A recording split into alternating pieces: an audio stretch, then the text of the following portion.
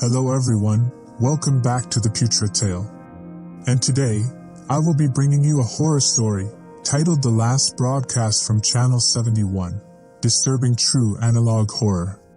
But before we get into the story, make sure you hit that subscribe button, and like this video, so that I am motivated to upload horror stories every day. And this story, it all started on a rainy Tuesday night, just past midnight. I was alone in my apartment, editing audio for a podcast I'd been working on. The kind of night where the world feels unusually quiet. That's when the static started.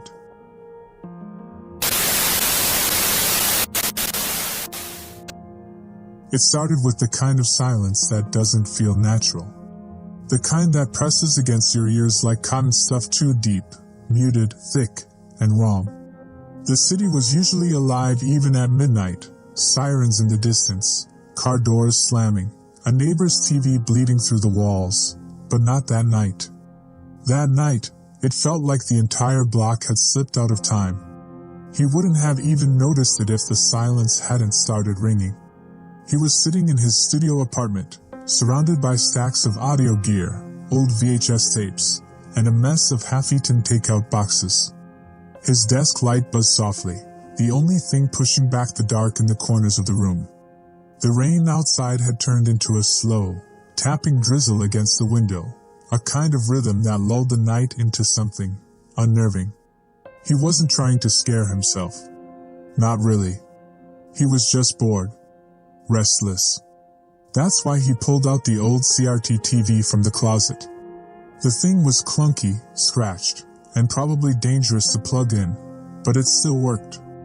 He kept it around for the nostalgia. Something about the analog static made him feel like he was scratching at the edge of something real. Something raw. So he turned it on. Just for background noise. The first few channels were nothing but snow. The familiar crackle, the chaotic hiss, comforting in a strange way. Then some late-night infomercials. Reruns of shows he didn't recognize. A preacher yelling into the void. He flipped through them without thinking, half watching, half scrolling on his phone. Then he hit Channel 71. He didn't remember there being a Channel 71. Not in this area, not since, ever. It used to be just dead air. A black screen, or static, or one of those color bars with the long beep. But now it was something else. At first, it was just the usual snow. But it wasn't quite right.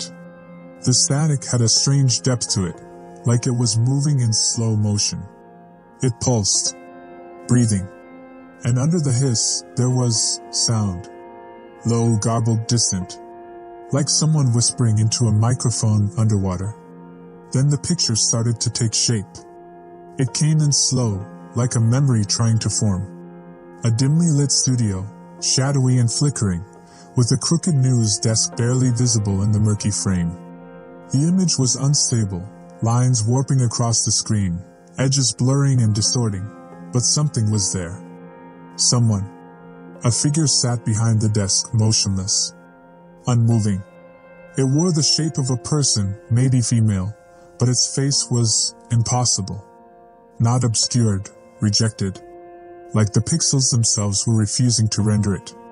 The face bent inward, like a digital wound. No eyes. No mouth.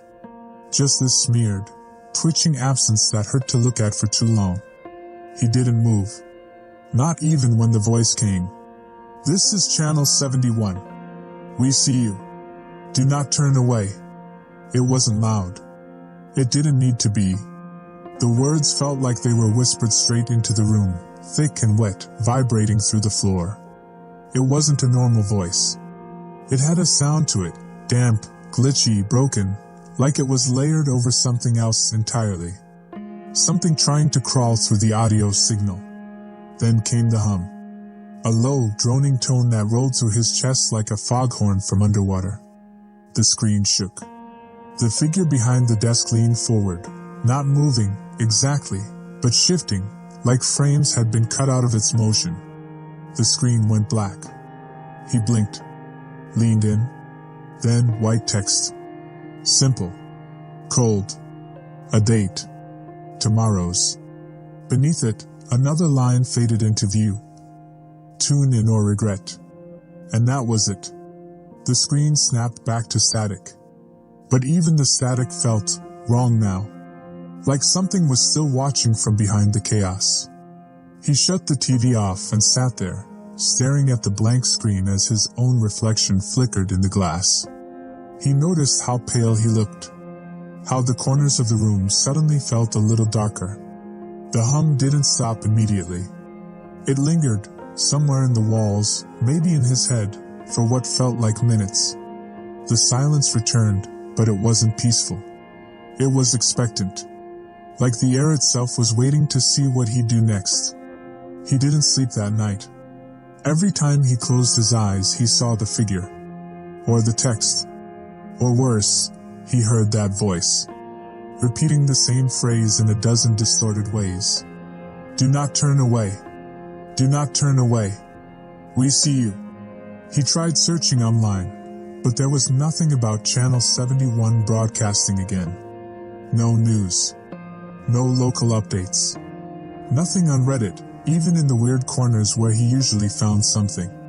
The channel had been gone for over 20 years, purged, they said, after a technical incident that ended in tragedy. But that wasn't what scared him. What scared him was the feeling that somehow, by tuning in, he had been tagged. The next day didn't feel like a normal day. Even with the sun out and the city noises returned, there was a strange weight in the air. It was like waking up with the memory of a nightmare still clinging to your skin.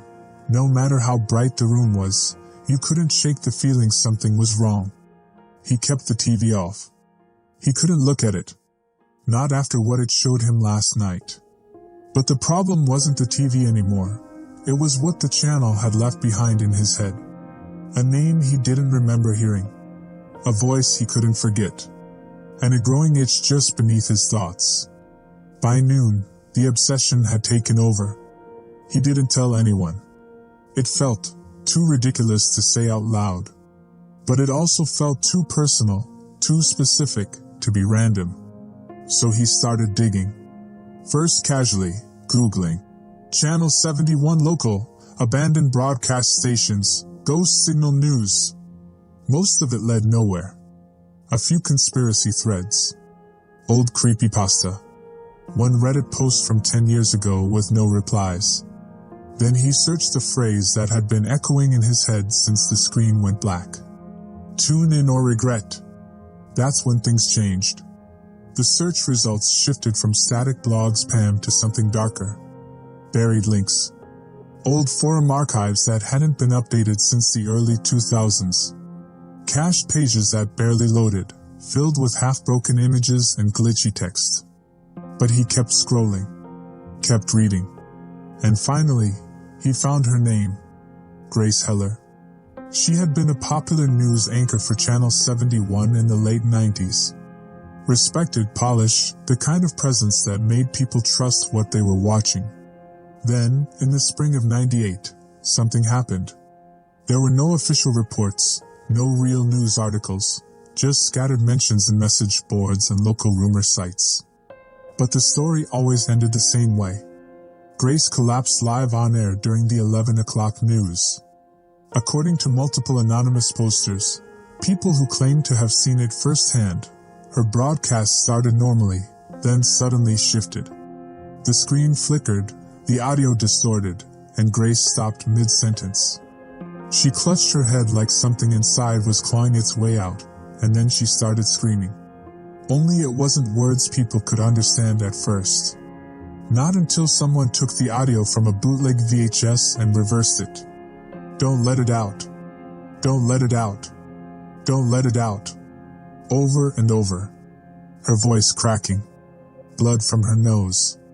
Her body twitching. Then the screen went black, and Channel 71 was never heard from again. The final tape? Gone. Supposedly destroyed by the station's general manager just days before his own death. Heart attack, the paper said. But the forum said otherwise.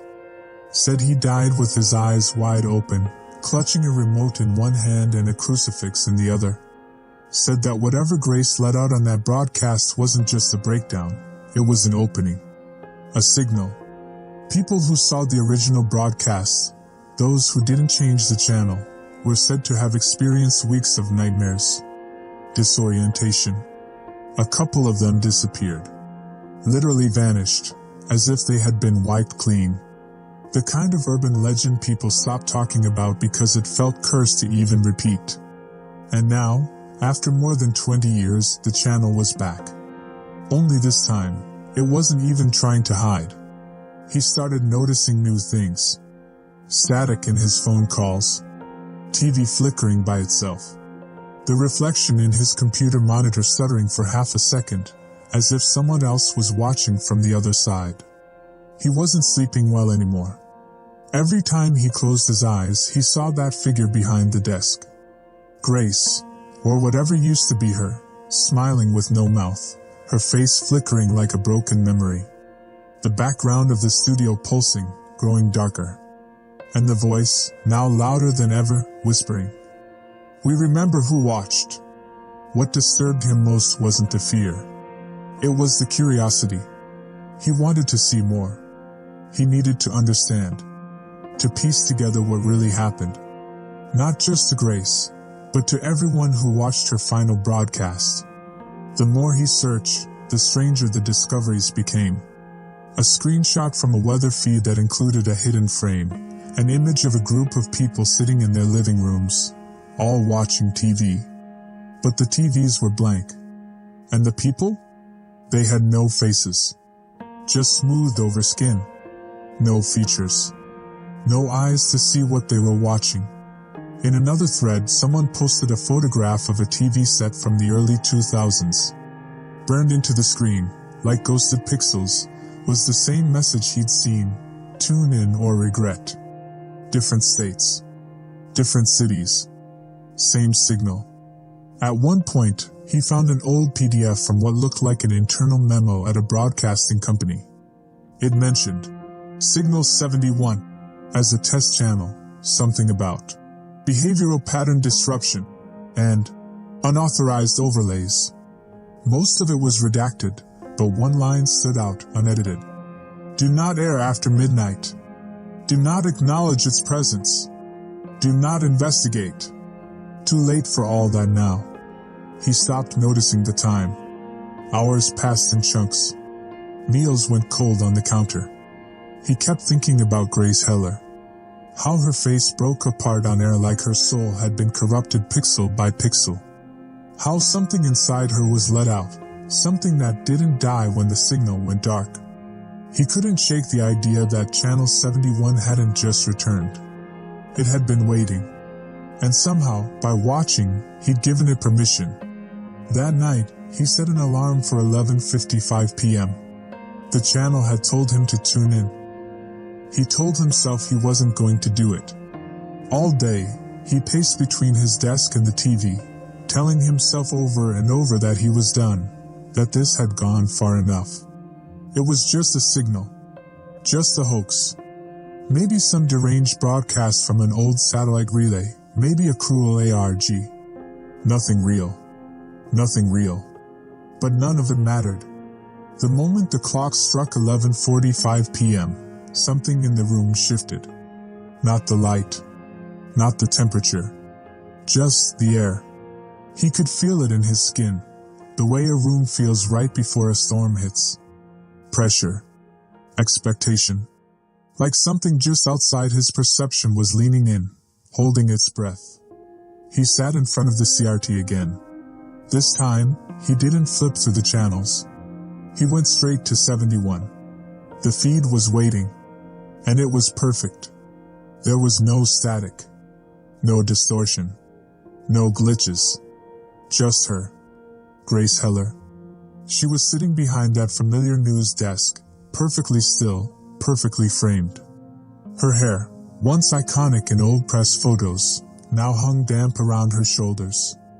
Her suit was stained, fraying at the collar. Her face was pale, almost waxy, but her expression, that was the worst part. She was smiling. Not like an anchor. Not like someone greeting an audience. Her smile was stretched just a little too wide, teeth too even, lips trembling with some effort to maintain the illusion. Her eyes stared through the screen, glassy and huge, like they hadn't blinked in years. "You're watching Channel 71, she said. Her voice was clear, crisp, a terrifying contrast to the broken audio from before. "We've missed you." He didn't realize he was holding his breath.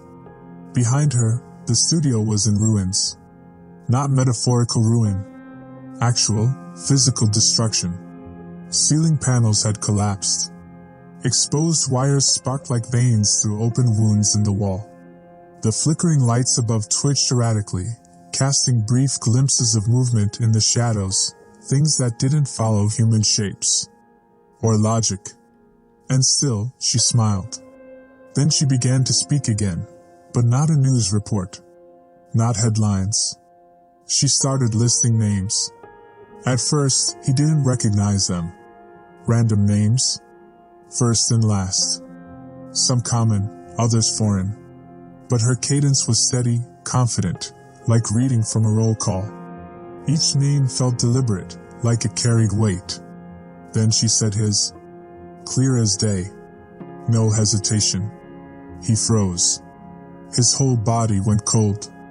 There was no mistaking it. It wasn't similar. It wasn't a coincidence. It was his full name, spoken with the kind of familiarity that doesn't belong on a television screen. Spoken like she had been practicing it. He didn't know what to do. Move? Run? Unplug the TV? But before he could even stand, a knock. From the door. 3 slow knocks. Not frantic. Not angry. Just patient. He sat there, locked in place, as the knocks echoed through the apartment. The hallway beyond his door felt impossibly dark, like it led to something far deeper than it should. The air inside his room grew heavy, thick with static, though the screen showed no interference. Grace had stopped speaking. The camera zoomed in slowly. Her face took up the whole frame now. Her mouth was closed again, but her expression had changed. That smile was still there, but now it seemed strained, like her skin was barely holding it in place. Her eyes twitched. Twitched again. And then she spoke, but her lips didn't move. It came from the speakers. A different voice. Not hers. "Let us in." The voice wasn't loud, but it filled the room. It wasn't just a sound, it was a presence. His heart pounded so hard it hurt. The walls seemed to throb around him. He could still hear the faint tap of rain on the window, but even that seemed distant now, like it belonged to another reality. The voice came again, louder this time, more distorted, pulling at the edges of his sanity. "Let us in." The knocks returned. 3 more. This time, something brushed against the door from the outside. A scrape. Like nails. Or bone. He stood up too fast, his chair screeching behind him, and the TV responded immediately. The feed broke. The image of Grace collapsed into digital fragments, melting downward in vertical streaks like paint in water. Her face split, mirrored, folded in on itself. The screen went white. Then, static. Back to the familiar hiss. But even that didn't sound right anymore. It sounded alive. Like breath through broken teeth. He stumbled back, knocking over a lamp. Silence. No more knocks. No more whispers. Just the hum of dead air, both from the screen and somewhere deep inside the walls. He didn't sleep that night. He couldn't. He stayed up, waiting. Watching. Every creak in the floor, every groan of the pipes, made him flinch. He unplugged the TV eventually, but it didn't change anything. The room still felt infected. By dawn, he was sitting in the corner, knees pulled in, arms around them. No matter how long he stared at the now empty screen, he still saw her smile. And even worse, he knew this wasn't over. Because Channel 71 had made contact. and now it knew his name.